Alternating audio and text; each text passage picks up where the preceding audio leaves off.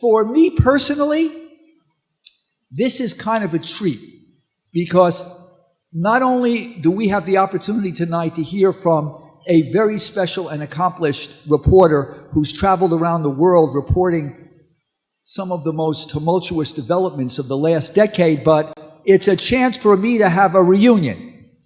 Since he and I worked together, more than 20 years ago, we met each other when I was at Newsday as an editor, and he was a young reporter who came here to cover police and crime on Long Island. And when I met him tonight, we hadn't seen each other in more than a decade. So it was wonderful for me to get the opportunity to meet him again. After he left Newsday, in 2000, he went overseas for the Los Angeles Times and the New York Times.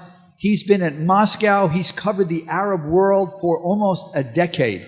So please join with me in welcoming tonight's My Life as speaker, Michael Slackman.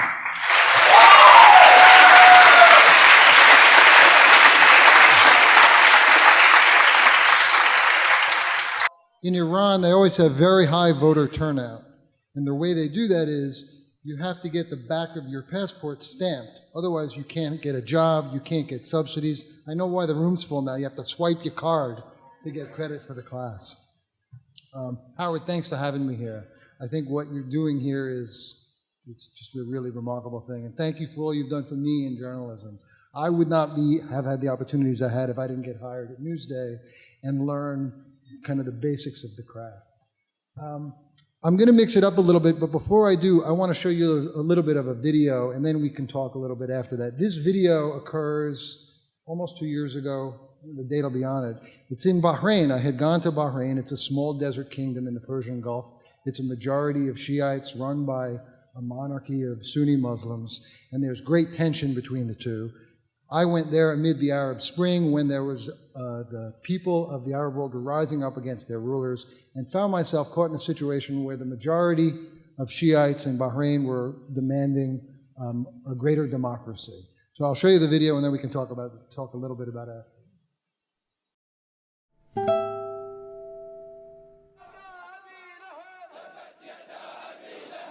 It's Michael Slackman with the New York Times here in Manama, the capital of Bahrain. Moments ago, hundreds, maybe 1,000 young people, I'd say young men mostly in their 20s, were marching and they were heading right into Pearl Square. The police had warned them not to go in there. The military had circled the square, but the young men began cheering. And moments before they stepped into the square, the authorities opened fire. It was not tear gas. It sounded like live rounds and percussion grenades. Now there seems to be a standoff. The young people have moved down the street and the authorities are coming in. This is an ambulance that's come obviously to take somebody away who's been hit.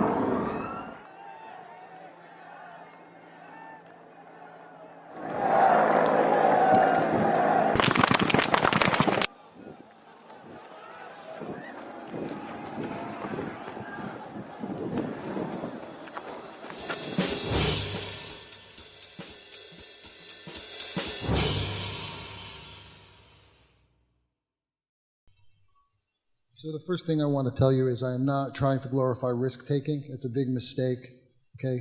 That's not why people become foreign correspondents. They become foreign correspondents to bear witness. It's not like investigative reporters who go into what they're doing to kind of uncover wrongdoing. I'd like to think that what we were doing in Bahrain was in the best tradition of foreign correspondency.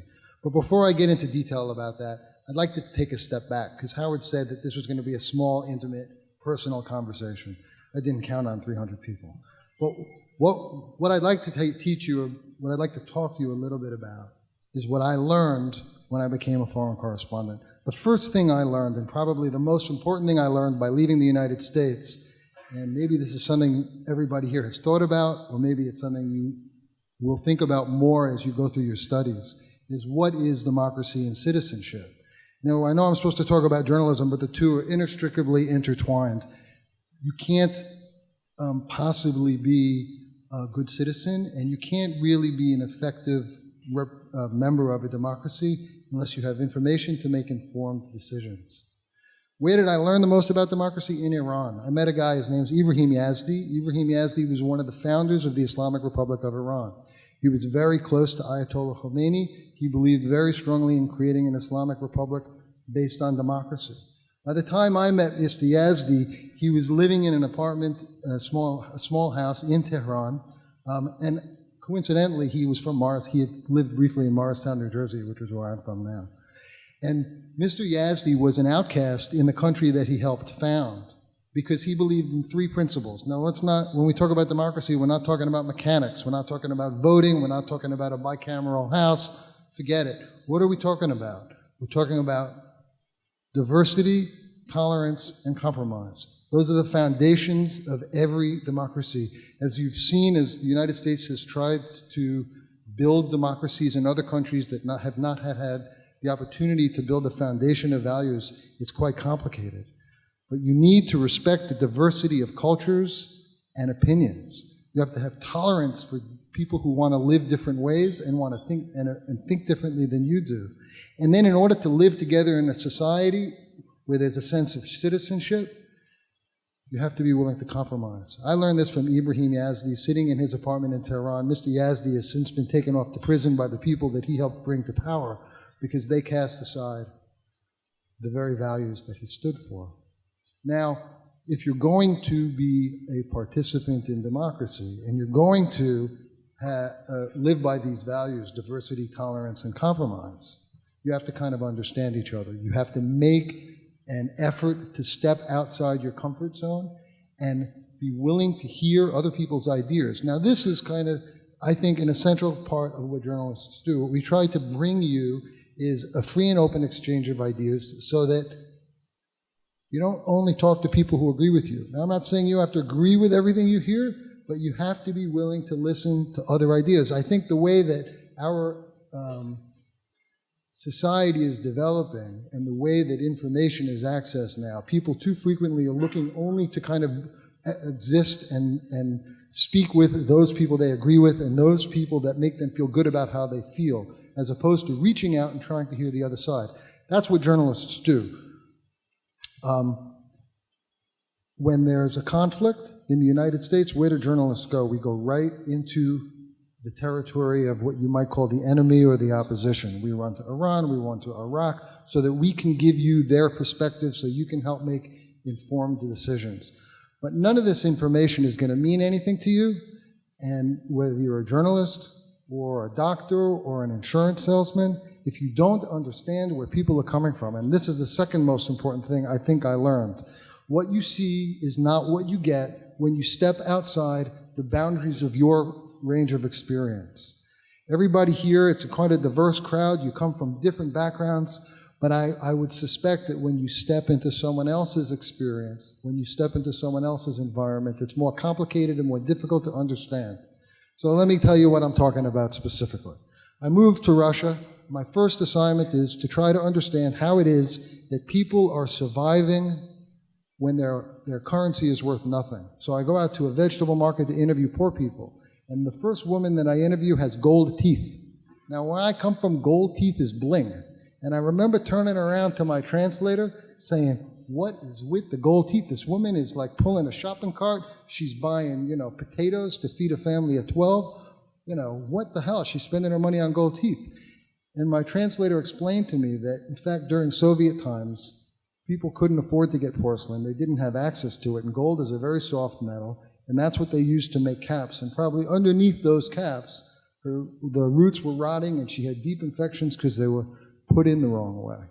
Another experience reminded me of that opening scene in Star Wars when you see two suns and it throws off your sense of, what is normal in the world, right? I said to a friend, look, you Russians, you never smile. I'm going to take your picture and I'd like you to smile. And I said, I don't understand why you're not smiling. And she looked at me and said, really? Because we don't understand what you're smiling about. Again, it's all about context. Imagine if we don't understand these little things about each other, how are we going to resolve matters of war and peace that really our world is confronting? We're fighting in Iraq, we're fighting in Afghanistan, there's tensions in the South China Sea, there's a war in Syria. If we can't sit down and actually talk and understand each other, because talking in and of by itself, talking alone doesn't resolve anything if what I'm saying isn't what you're hearing, or what I think I'm saying isn't what you're hearing. I lived in Egypt for a long time, and I used to go for a jog in my neighborhood, and I would run into a very, very poor Egyptian, not very, very poor, actually a working class Egyptian neighborhood, and there was a ravine, and people would always throw their trash in this ravine. And I could never understand, for 6 months, my first 6 months there, I could not understand why they would take their household trash and just pile it up where they live. And over time, running, I saw what would happen. So the families would dump their trash out in the ravine, and then the people from the neighborhood would come through, rip open the bags, and pull out all the recyclables. Every single recyclable that you could imagine was pulled out and used, sold, broken down, boiled down, paper, metal, everything. And then when everything was gone and nothing was left but the organic material, these ladies would come in with their goats. Now, this is in Cairo. I mean, this is not out in the countryside. And the goats would eat all the organic material. Then nothing would be left except these shredded plastic bags. And someone would put it in a big pile, light it on fire, and then the whole process would start again. So what I saw through my eyes growing up in the Bronx as a big stinking pile of trash was a commodity for people who were poor. It was food for animals who had been brought, into the city. And then it was ultimately a cycle that went on and on and on and on. It's really important to understand that what you see is not necessarily what you get. Now, in reporting, I'd say there are basically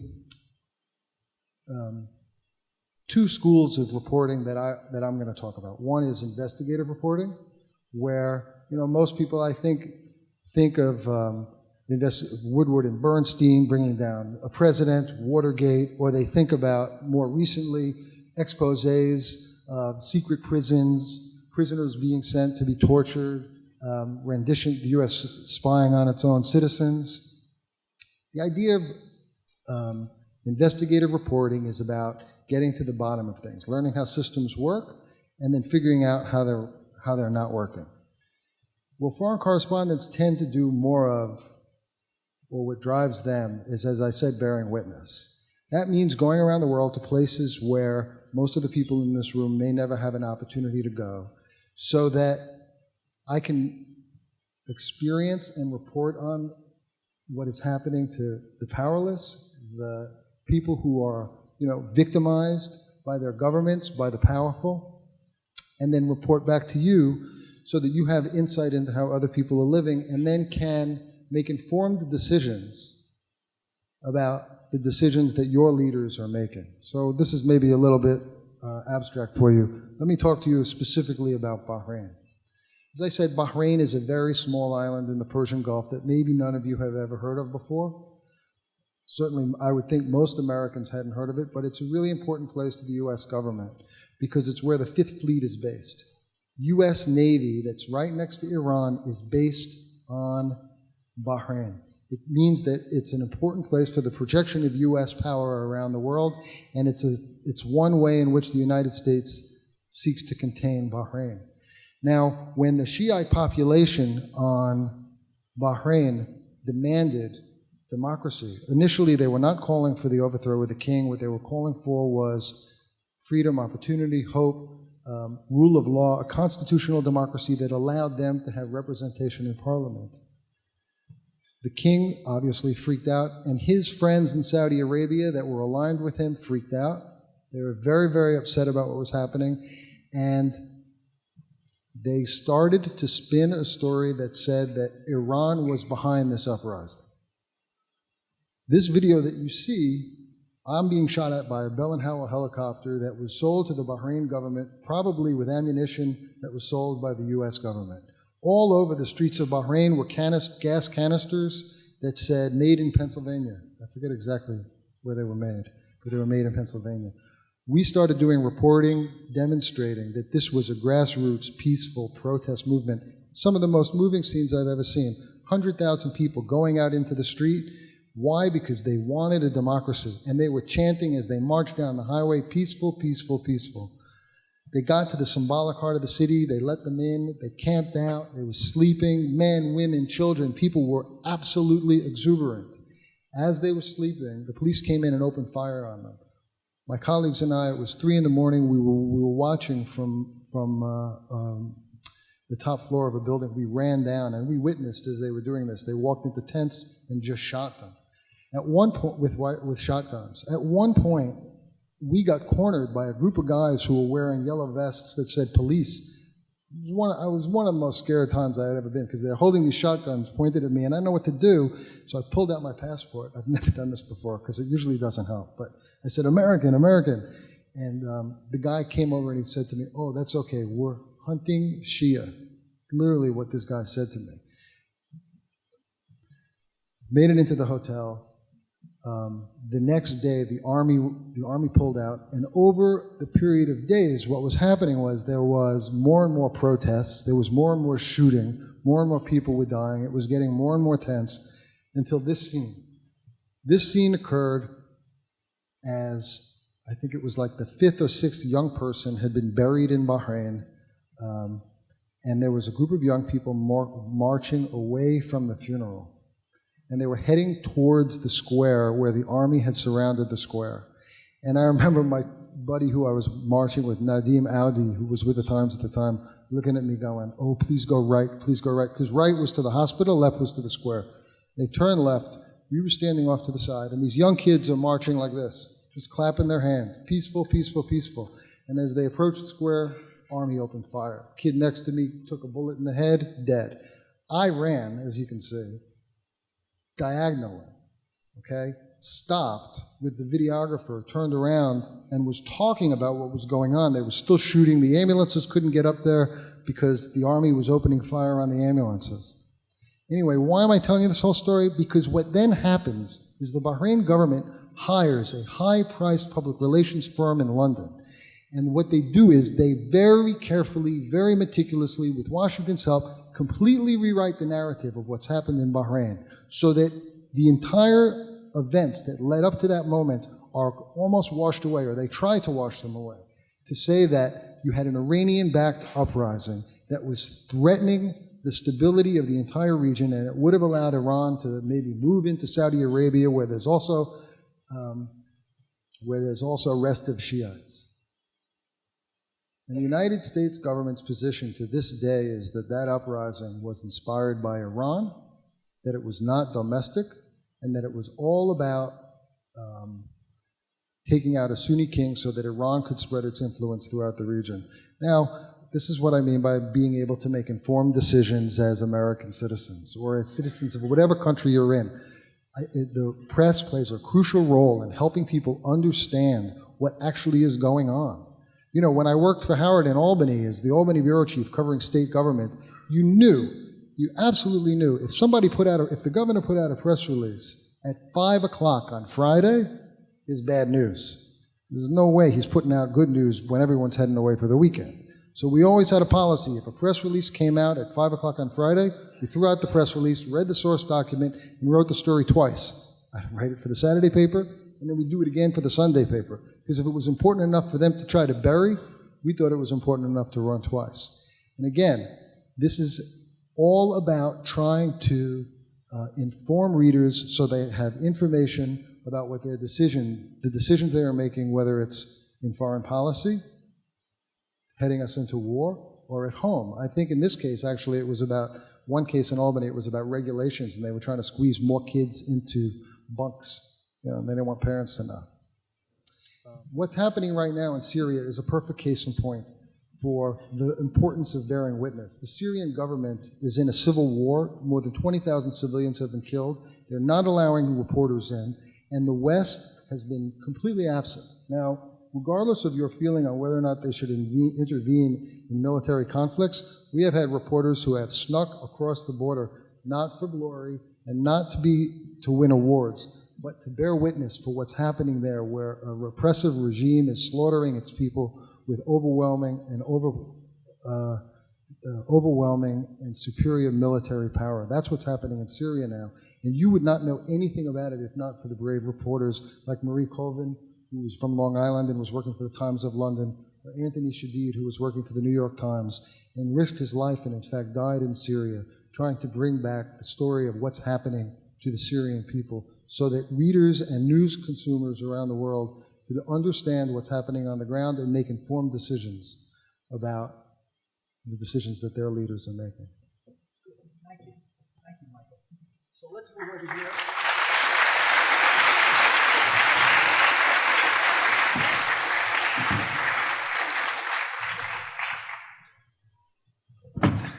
Okay, everybody hear us? Okay, good.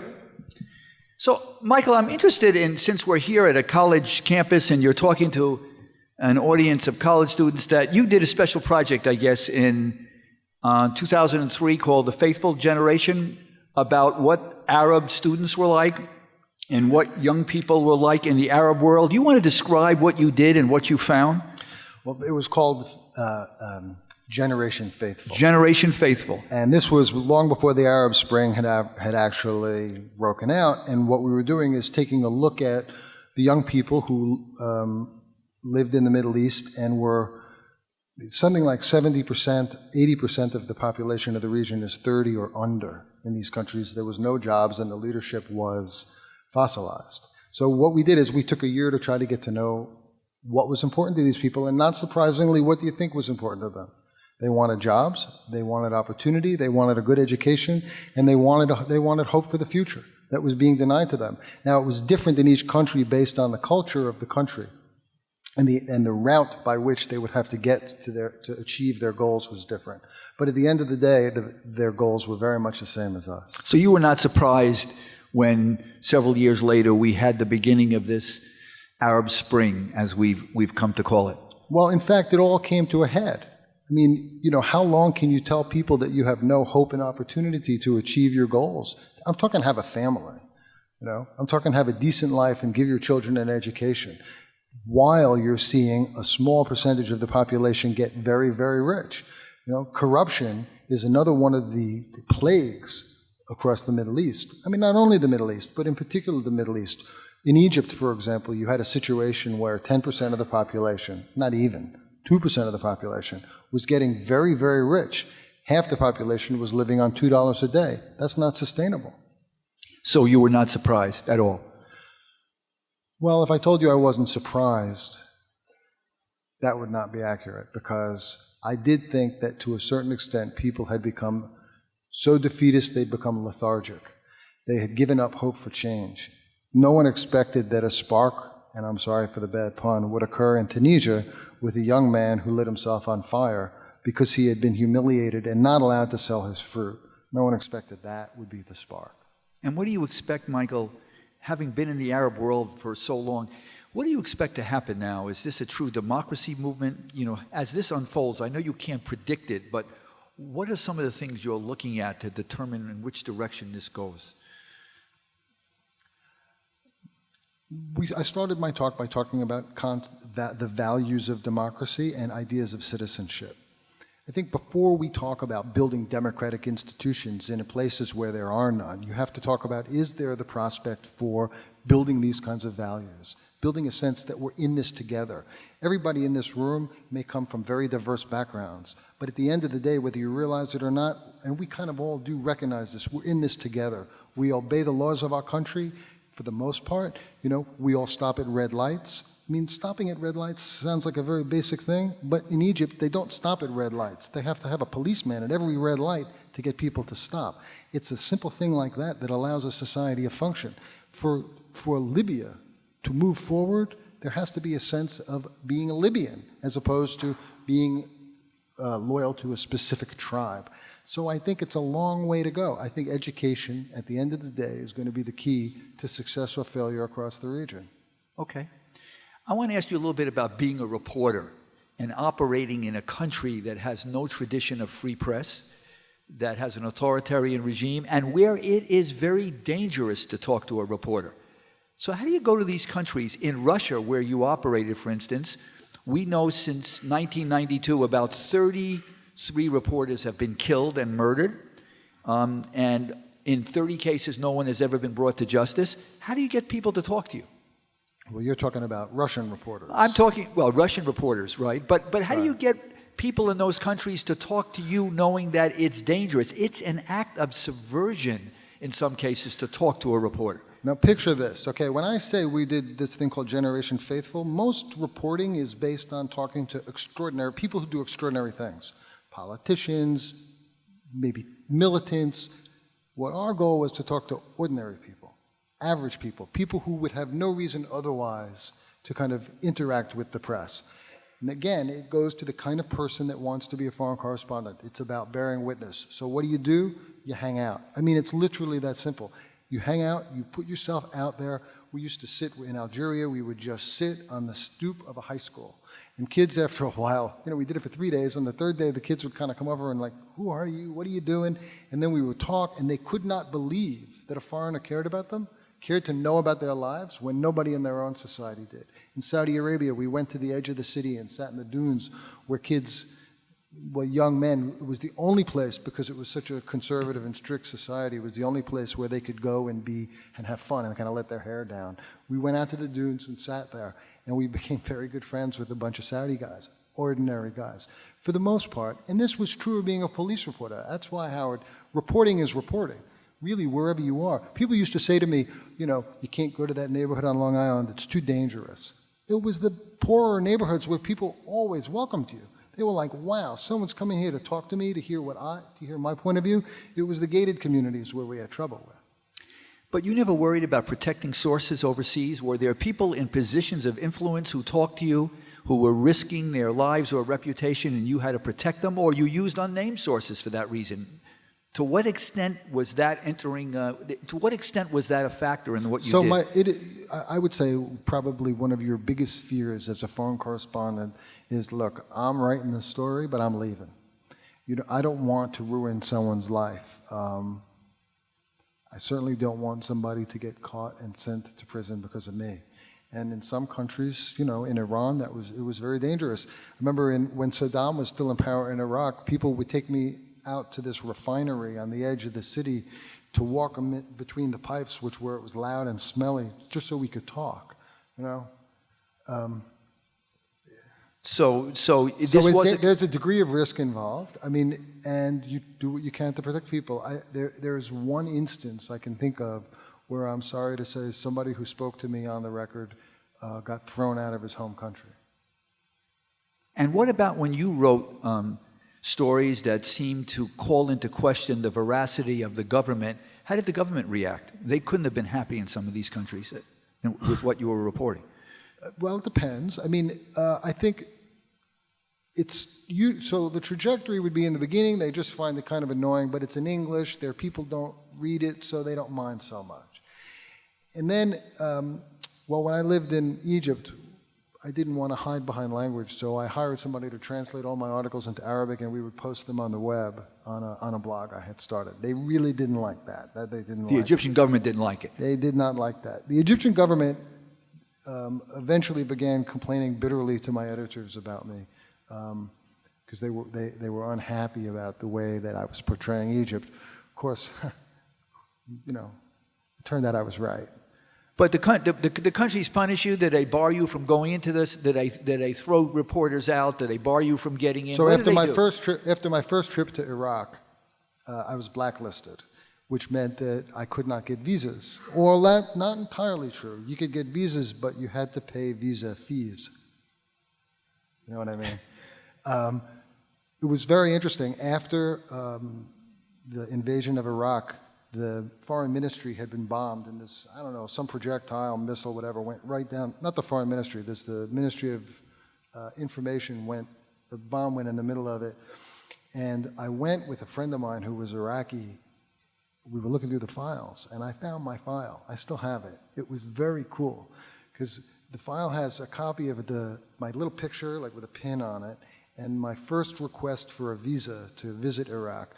It was like I was going to do stories that maybe they would find helpful about depleted uranium and the suffering of the Iraqis under sanctions.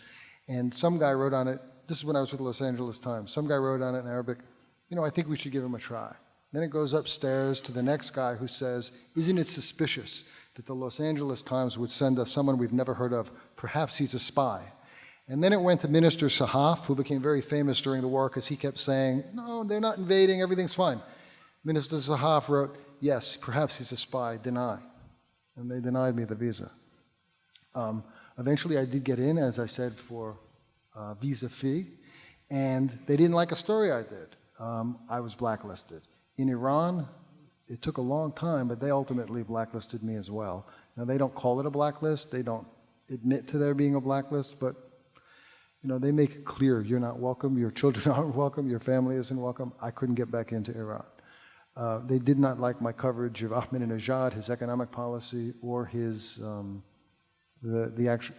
Give you an example. What really made them crazy? When Israel was bombing southern Lebanon, and they bombed the airport. This was after Hezbollah grabbed two Israeli soldiers.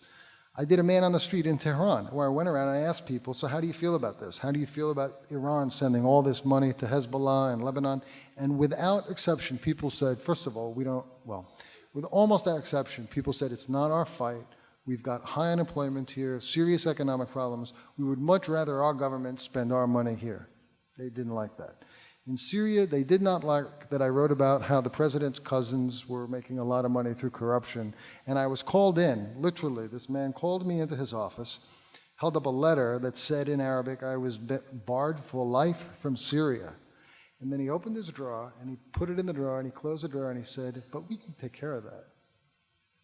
I didn't ask what he meant. In Libya, I was pretty much blacklisted as well. Gaddafi had done, this panel celebrating how Libya had become kind of the modern day Athens, and that it was a true democracy because everybody participated in what he called Jumahariya, which was the policy, the democracy of the masses. Said that representative democracy wasn't really democracy because you're giving your power away to a representative. In Libya, everyone has power. Now, there was a panel with David Frost, this guy Benjamin Barber, who's an author, an academic, and some other academic from London, and they were all going along with this. It was like unbelievable. Gaddafi sitting there with his glasses and his robes, and they're all talking about this being like a model of Athenian democracy. And BBC was there, and the PR guy gets up on stage and says, after it's over, does anyone have a question? Nobody asked a question, so I put my hand up, and they brought me up on stage, and they stood me next to Gaddafi, and they said, go ahead, ask your question. And I said, yeah, I was a little nervous, to be honest with you. I said, But you're more nervous tonight, tell the truth. You're a scary guy. Right. Except he dressed better than you. He dressed way better than you. So, you threw me off. I said, I'm new here, first time I'm in Libya, forgive me, brother leader, but how do you reconcile describing this as a democracy with a system that puts complete power in your hands? And the translator turns around and says, could you rephrase that? And I said the question again, and two big guys grabbed me, pulled me off the stage. One of the American academics yelled at me for being intemperate, and that's pretty much the last time I was in Libya. You made mention of your family. I can understand why you might want to bear witness, but why might you want to drag your family across the world to bear witness? Now, when you arrived, if I remember this correctly, when you arrived in Egypt, right, your son was how old, right? One was 3, the other was a newborn. So your wife and your children have been kind of dragged across the world, right? His word is dragged, okay? This is a man from Long Island. I want to say it is absolutely a privilege to have had the opportunity to live overseas. My children, my son is 14 years old. He's certified in scuba diving in the Red Sea. His 6th grade class trip was to the Valley of the Kings. My little son was like, oh, we got to go to the pyramids again? They live in a world of, anything is possible. Even now, my son's like, oh man, the Jersey Shore, can we go to London? It's kind of an extraordinary world that and they have friends all over the world. They don't, they're completely colorblind. Abdel Rahman, Oscar, Steve, I'm trying to think of a German name, but I'm nervous. I can't think of one right now. Jürgen, whatever, they're children of the world, and I just think it was an incredible privilege. So before we go to questions, I want you to tell us the story of the most controversial article you've written when you were See, overseas. this is like a softball. I'm just giving you a softball. The most controversial, in the midst of all the war and the crisis, what's the article that generated the most controversy? Well, there's two. One you don't know about. I'm going to tell two, okay? You got to All let right, me tell go ahead. both of these. All right. So the first one was in the run-up to the invasion of Iraq. I really felt it was important. One of the things that was getting lost in all the talk of weapons of mass destruction and yada, yada, yada, you know, evil Saddam Hussein, was that there were a lot of people living in Iraq who had nothing to do with this. They were just regular people trying to get through their day. They were not political, you know, they were not particularly fond of Saddam, but there really wasn't a whole lot you could do about it. So I decided, and they were also living under sanctions for a long time. Now, sanctions sound like, at least against Saddam, they called them smart sanctions, and they were aimed at preventing him from developing weapons of mass destruction. But they had a huge impact on ice cream. You couldn't. On ice cream? Ice cream. Yeah, well, because, you know those Carvel kind of machines that spin around with refrigeration tanks and stuff? Did you know you could use those materials for building weapons of mass destruction? So they were very proud of the fact that they had jerry-rigged ice cream machines. So I go out and I do a story about, on Sunday, Iraqis going and enjoying ice cream with their children. As an aside, I said to the guy, do you offer low-fat ice cream? And he looked at me, an enormous man, he said, are you an idiot? We add fat to our ice cream. But I got a lot of hate mail for the story. And the reason I got a lot of hate mail, a lot of readers said that I was trying to humanize the enemy. And that, Wait, you got hate mail from American readers? well, I assume they're American. I don't know. I mean, Right. you know, I got a lot of emails that were very angry that I was taking the side of the enemy and somehow trying to humanize these people, and that their problems were not our fault. They were their leaders' fault, and people get the leaders they deserve. I was surprised. I was genuinely surprised. But then finally, Howard left out on my resume. I had done a year in Germany. So after all these years living in the Middle East, I thought I was retiring to Europe. It was a very difficult story. It was right around, there's a lot of concern about lots of things in Europe right now, particularly financial. And while I was there, the last story that I did to this day comes up. And it was kind of a big deal. You see, there's this little bear called Knut. Knut was a polar bear that was born in the Berlin Zoo. And it was not expected to live. And they bottle fed it, and then the geniuses who run the Berlin Zoo marketed this little bear all around the world, and he was like really, it was the hugest draw. You'd go to the zoo on the weekends, and Knut was this huge white polar bear. Look him up, it was a beautiful bear. Well, one day, and these ladies loved Knut. They would just come, retired ladies would come and watch Knut grow up from a little pup to a big polar bear. One day, Knut was standing on a rock, and he spun 3 times, fell over dead. And it was really kind of shocking. You can see this video online too. But the controversial part came from the zoo's decision to stuff him. Yeah, they were going to stuff Knut. And they were going to stuff him and put him in the Science Museum. Because apparently over the years there had been other prominent members of the Berlin Zoo. Now, I have to tell you, this caused a huge controversy, and there are all these ladies out protesting. And I thought that I was going to, I'll be honest with you, I went out there thinking it was a little goofy. You know, they're that upset that they're going to stuff Knut the bear. But I went out and I talked to the ladies, and this is what I mean about understanding how people, trying to see the world through other people's eyes. What these ladies said is, you know, I'm tired of people saying to me, why do you care about this bear when there's, you know, famine in Africa? This is a stupid thing to excite yourself about when, you know, there are so many more important things in the world. Relative pain and discomfort does nothing to ease an individual's own suffering. You know, if something's bothering you and you look across the room, maybe you have a little, what is that German word, Schengenfreude? Maybe you feel a little better, but at the end of the day, if it's important to you, it's important. And I came to conclude that it was probably the ladies who were the aggrieved party here, and not the zoo director who came off looking pretty bad. Anyway, it was quite controversial, the story. And the zoo director, to this day, I'm now blacklisted from the zoo. Good. Blacklisted from the zoo. On that note, we're going to throw this open to some questions, and there are 2 microphones. You don't have to come forward.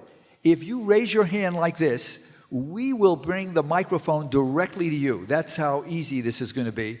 So you can ask Michael some questions, any question you want. So just raise your hand so people can see you. We have a question over here. Anybody else? Question there? Go ahead, Laboni. So let's start over there. How did you become a journalist and start working for Newsday? Wait, who's talking? Over here. Did everybody Say hear it that? again. What? Say it Repeat the again. question. I asked how did you become a journalist and start working for Newsday?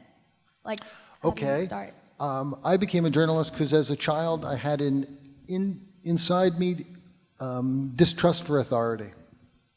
I just did. And I felt that journalism gave me a way to try to, keep them honest. I did that in 6th grade where I was on the Half Moon. That was my 6th grade newspaper. I did that in high school when I became editor of the Eternal Flame. It was John F. Kennedy High School, the Eternal Flame. Get it? Then I became editor of my college newspaper at Northeastern University, and while I was there, I had the opportunity to work at the Boston Globe, where I became kind of friendly with this old curmudgeon of a guy who was the city editor at the time, John Burke. And then I got a job out of school and worked at a smaller newspaper. And then Howard said to me, yeah, you're the energetic kid. Okay, we'll give you a job. I would say one thing about this. Every step of the way, somebody told me, maybe you can't do it. Can I tell you a story when I was in college? When I was in college, my girlfriend's father, she sat me down and he said, what happens if you don't make it? It hadn't even occurred to me.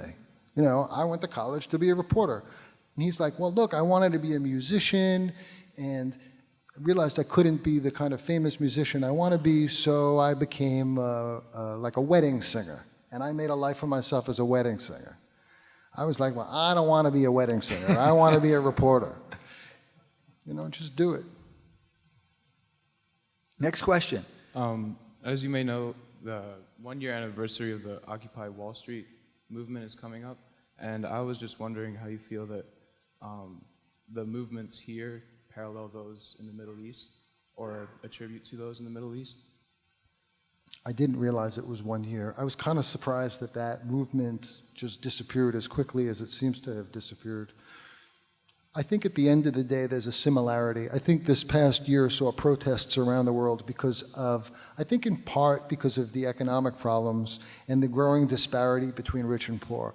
I think on a certain level, whether you were in New York, Oakland, Spain, or Egypt, it was a cry for people to say, this is not fair, and we want a voice. And the difference, though, is I think here people do, to some extent, have a voice. In Israel, there were huge protests, the biggest they'd ever seen. Again, it was the same kind of thing, this creeping feeling of powerlessness and being, a small group of elite people taking control.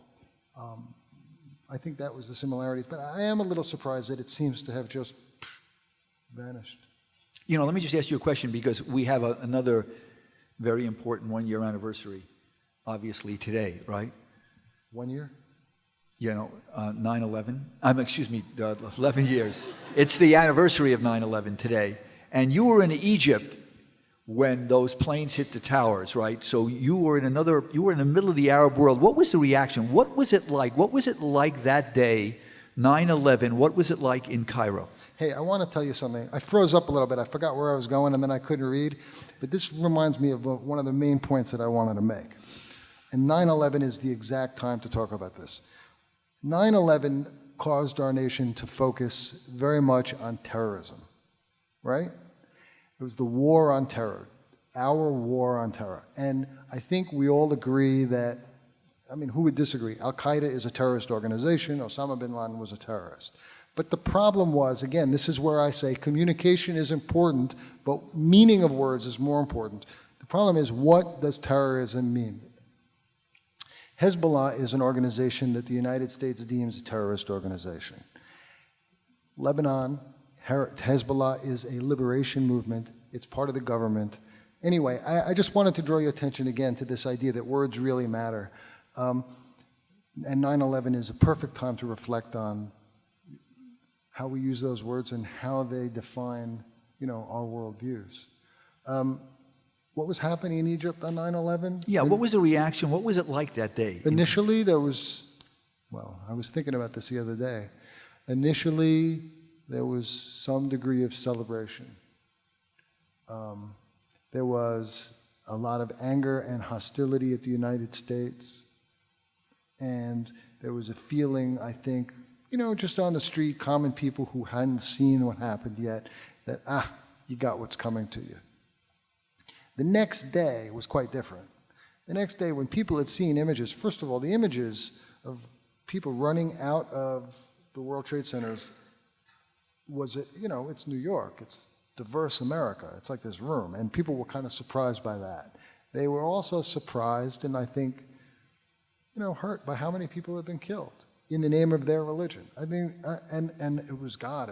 There was an awful lot of condolences. It was very somber. Nobody was celebrating. Nobody thought it was a good thing until the invasion of Iraq. And then what happens? Well, people were very, very angry. People didn't believe for a second that the things were connected.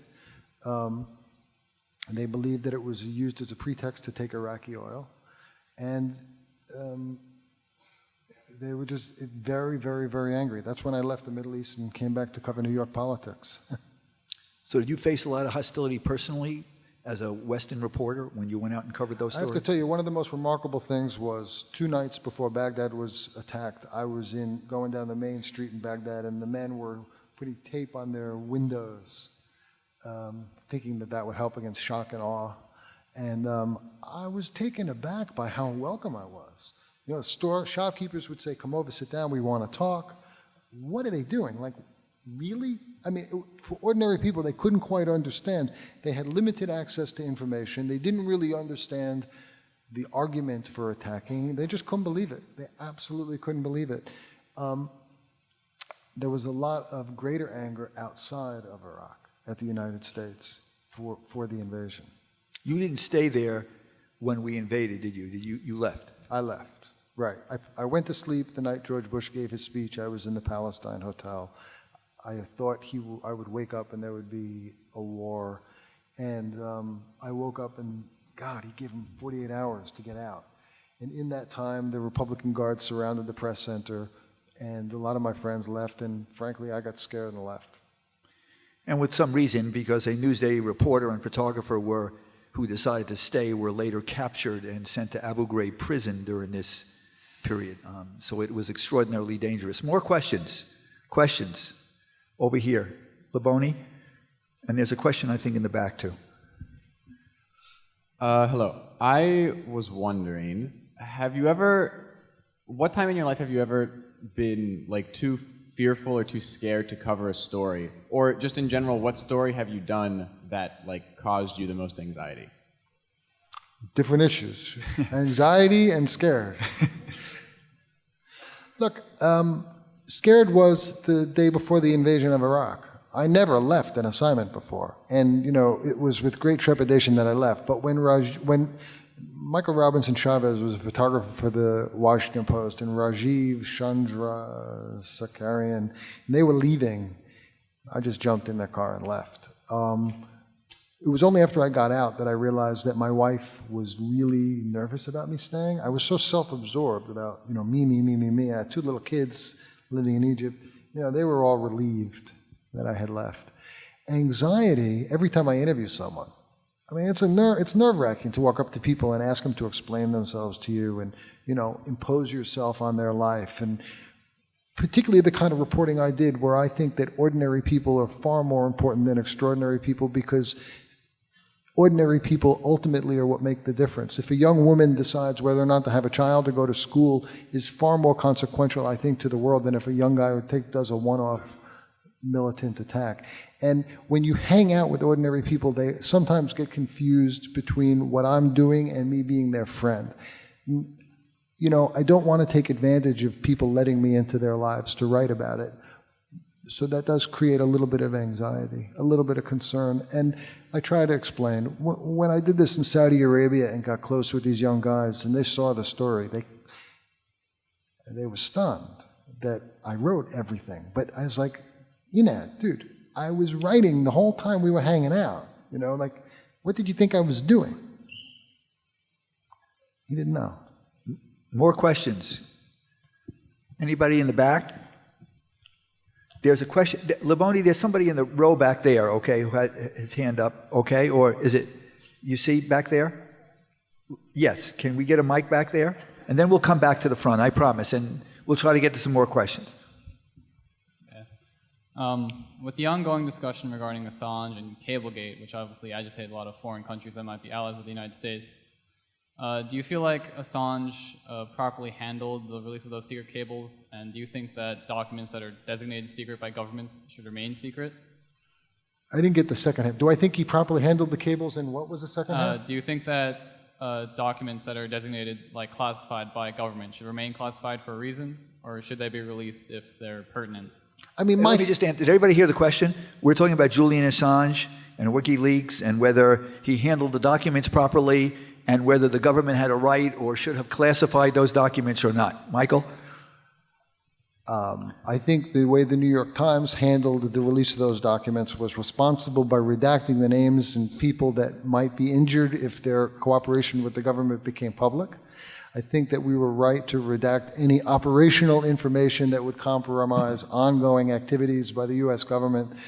But I also think that there was an awful lot in there that was made secret because there's a culture of secrecy in the government, and that again gets to what a free and open press is all about. I'm not sure that Julian Assange is a journalist. I don't think of Julian Assange personally as a journalist. I think of Julian Assange, I'm not really sure how I would categorize him or what he did. I don't think that putting all those documents up with all unredacted, with information in there that can get people injured, perhaps killed, ruin their lives, innocent people who were trying to do the right thing, I don't think that was the right thing to do. Should he be punished for it? Should Assange be punished for putting up information that could jeopardize the lives of people? I don't know. I have to think about that. Okay. I mean, I tend to err on the side of if you're doing the right thing, then it doesn't have to be a secret in the first place. You know, I feel like I'm a true First Amendment person where I think, you know, sunshine is the best disinfectant, put it out there. But I do think that people have the right to expect, if they are going to go and provide assistance to the government under an agreement of secrecy, that in certain circumstances they have the right to expect that they won't be outed.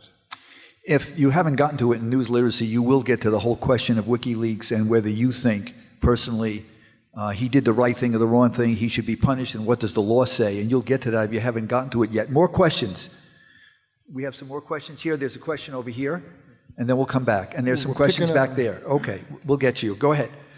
All right. Hi. Okay. You've been exposed to a lot, politically and culturally. Is there anything you really admired from somewhere, anything in particular that you wish was enacted either politically or culturally over here? Is there anything that I admired? Sure. There was this guy that I met in Egypt. He was a desert guide. And he taught me a couple of really important things. He said, first of all, when you go to Egypt, he said, when you go skiing, you bring skis. You know, you go swimming, you bring a bathing suit. When you go to Egypt, you leave common sense at home. And honestly, it's a really important thing. Like, you just can't, you know, we got stopped at a checkpoint. He took me into the desert once. We were stopped at a checkpoint, and the police came up to us and said, we're looking for 3 Jeeps, 2 green Jeeps and a gray Jeep with these number license plates. So the guide said to the guy, well, we're 3 Jeeps, but none of the numbers on the license plate and not the right colors. He goes, but it doesn't matter, it's 3 Jeeps. You know, and you just gotta, you get really upset, which I often did in the beginning, or you could let it go. The other thing I learned from him is follow the trail of that life offers you and take opportunities that maybe you didn't expect. This is a guy who was raised, his father was a general, and he was expected to go into the military. He ran off to art school. That didn't work so well for him. So he followed his passion, taking foreigners through the Western desert and teaching them the beauty of silence. And I really admire that about him, and I thank him for it. Cut 2 or 3 more questions. Let's have another one on this side. Laboni, you want to pick somebody? Hi, my name's Ethan Freeman. I'm a junior at the J School. In the mic, Ethan, okay? All right, sorry. Forgive me if seems like sort of a loaded question, but... A loaded? Loaded. Do you think that something similar to the Arab Spring could possibly happen in the United States? And if so, what conditions would have to be in place for that to happen? I mean, I think the dynamics are so fundamentally different that, do I think there could be someday some kind of popular uprising like in the 60s, when people came out in large numbers to protest the activity, the Vietnam War? Something like that could happen here, a million-man march. But are the people of the U.S. at this point so fundamentally frustrated, so disempowered that they're about to try to take down the government? I don't think so. I mean, just this is what I mean about the context is so different. No, I mean, I don't know. I don't like to predict, but I would bet you that's not going to happen here anytime soon. Can we go back to her? Because she's been like waving her hand all over the place. There's a question back there. Yes, yes. We need a microphone, though. We need a microphone, right? Yeah. Yeah, but no, we're going to want to get you on the tape. So why don't we get the question? Because I think this is being videotaped for posterity. All right? Hi, good evening. My name is Dipti, and I'm a graduate journalism student. My question was, you had mentioned about the narrative that's been altered. What are the challenges for a journalist going abroad in this climate of the news, when the narratives are constantly being doctored and altered? How hard is it to actually find the truth? Everybody hear the question? When governments overseas, especially authoritarian governments, are constantly altering the narrative to fit their own purposes, as a journalist, how hard it is for you to get to the bottom of that story in a society where people are clamping up and changing things? Well, this is good, because all these questions are spurring things I forgot to say. So, truth is a very complex question. Whose truth are you talking about? When we talk about journalism, we talk about objective reporting, right? Now, let me start by saying every story, every time you're as a reporter, every story has to be approached objectively. You cannot go out with a preconceived idea. You have to try to set aside any, preconceived ideas. Who's right, who's wrong, okay? It's an objective approach to reporting. But particularly as a foreign correspondent, after you've witnessed the events on the ground, it is your duty to draw a conclusion, okay? So in the case of Bahrain, I am not simply a tape recorder and a video camera saying he said, she said. My job is to kind of try to synthesize the information, the material, what I've witnessed on the ground, and tell you the story. Also understanding I don't know it all, right? I've only seen a snapshot of what's actually happening. It's very, very hard. It's really hard to go into foreign places and get to the bottom of things. It's much easier when you've witnessed them, but even then you have to be careful that what you see is what you get. Now in Egypt, when the army came into the square and they were welcomed by the people, and the soldiers got up and started chanting, "We're one with the people," anybody who knew anything about the relationship between the military and Egyptian society knew it was bullshit, okay? But if you didn't know, you would see the soldiers and the people hugging. You would see the soldiers, putting flowers in their guns. So it's not just witnessing, it's not just talking, it's understanding context and cultural experience. Okay, one more question, perhaps over here. You want to end right here? Laboni, the second row or the third row in, right?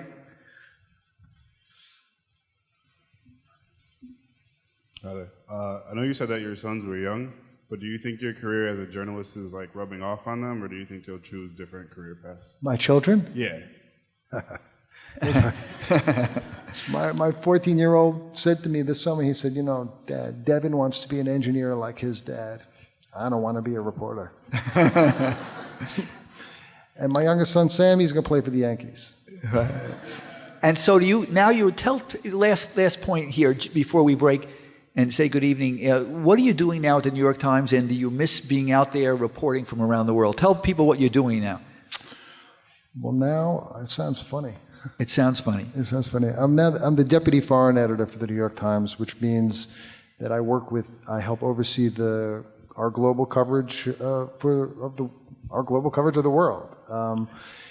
Do I miss reporting out in the field? Not exactly, because this is in a lot of ways is a challenge, and it's something that I've never done before. As a reporter, it's very linear. Like you get your story, you do your reporting, you write your story, you send it in, and you yell at your editors. As an editor, it's more like an air traffic controller. You have to be aware of everything that's going on around you at all times and be ready to react and be sharp. So that means I have to understand Chinese politics. I have to understand what's happening in Venezuela with a president who has cancer. I have to be able to converse about ivory poaching in Africa and, Russian politics in the wake of the re-election of President Putin and the Euro crisis. It's kind of complicated, and it's all happening at once, and I really enjoy it. Good, thank you. Join with me, please, in thanking Michael again for coming here tonight.